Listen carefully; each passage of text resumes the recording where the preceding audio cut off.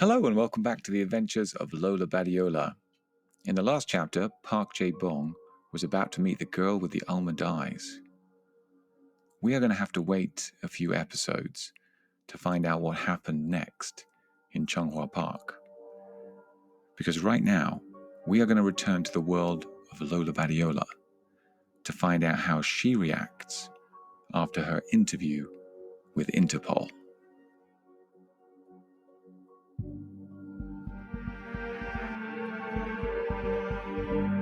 The Adventures of Lola Badiola. Chapter 19. The Break. Lola sat at her desk, wondering how she had ended up in this situation. The simple act of leaving one company and joining another had turned her life upside down. She considered all the elements that were currently conspiring against her. Mario Ruiz de Velasco, the powerful CEO of Texpania, wanted to ruin her. Luis Brunha, the man she had trusted all her working life, had betrayed her, and Interpol suspected her of involvement in a series of cyber attacks. It was overwhelming. Lola made herself comfortable in the chair and started to meditate. She breathed in deeply through her nose and then out through her mouth. She closed her eyes and pictured a door opening into her grandmother's garden, the calmest, quietest, and most relaxing place she could imagine.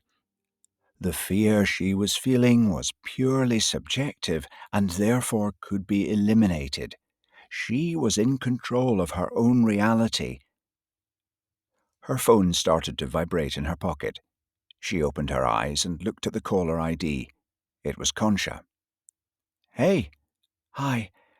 I'm just in the middle of something. Can I buzz you back? This Sunday, paella. Our place?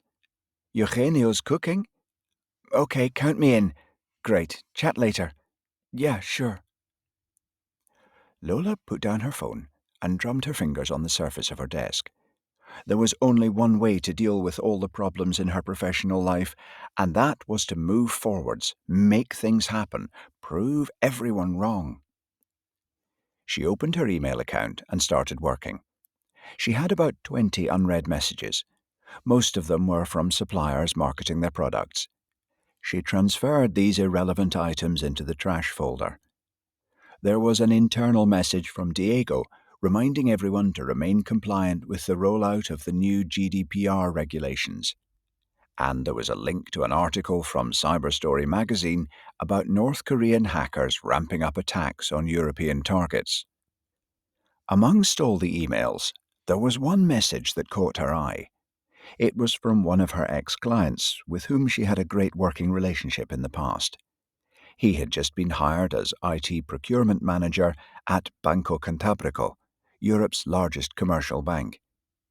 He was inviting her to his office for a general catch-up. This was the break Lola needed. She didn't waste any time responding to his email. She knew his personal number and without a second's hesitation called it.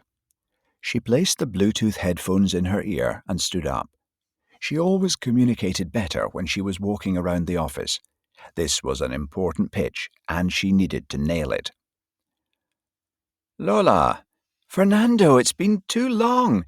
Yeah, a lot of water under the bridge. How are you doing? Good. Congrats for the new role. Yeah, well, it's been a baptism of fire. So much activity through the wires. Tell me about it. So, what's up with you, Lola? I'm hearing rumors. Got a target on my back since I quit Texpania. So you didn't get fired?" Lola paused for a moment. It was clear that her ex-colleagues were trying to discredit her in the market. She needed to quash the rumors.